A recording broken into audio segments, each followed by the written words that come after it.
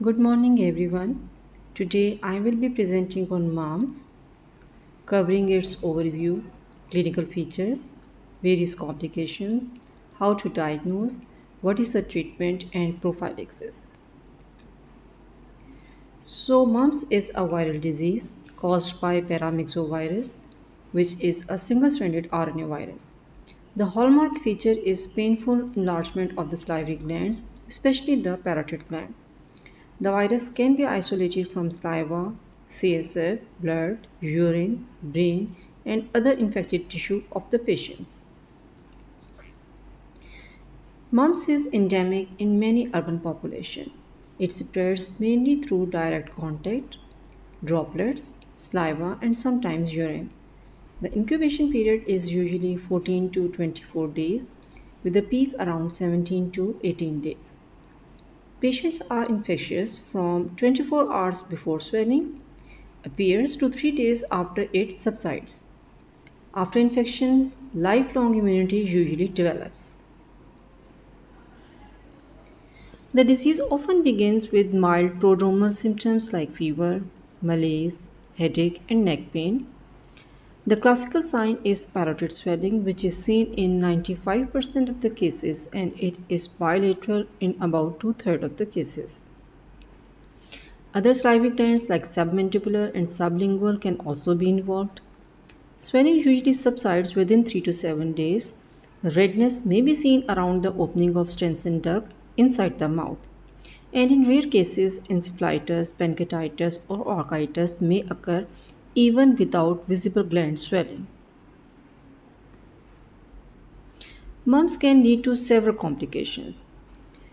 Child can develop meningoencephalitis, which is more common in males and presents with headache, fever, convulsions, and CSF that shows lymphocytic pleocytosis.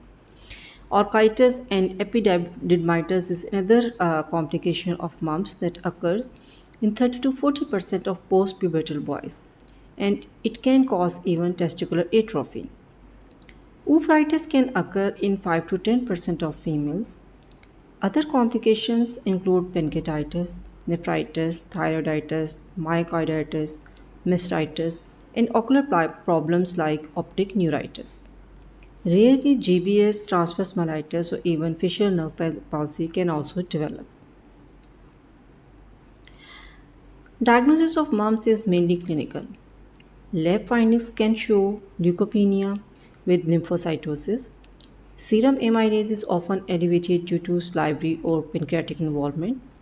Virus can be isolated from saliva, CSF, blood, or urine.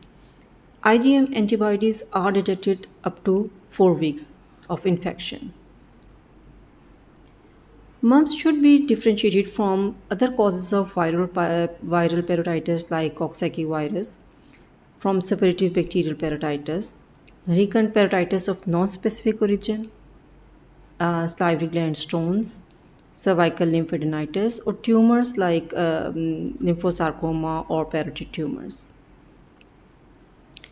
There is no specific antiviral treatment for mumps. Management is purely symptomatic, which includes bed rest and proper nutrition, analgesics and antipyretics for fever and pain, and isolation of the child until the swelling subsides to prevent the spread of infection. Prevention is best achieved through vaccination. The live attenuated mumps vaccine is given after 12 months of age, either alone or as a part of MMR vaccine, and booster is recommended before school entry. Hyperimmune serum has no proven value in prevention. So, to conclude, mumps is a common childhood viral illness that is usually self limiting but can sometimes cause serious complications. Vaccination remains the best preventive strategy. Thank you. This was all about moms. If you find this video useful, then do like, share, and subscribe.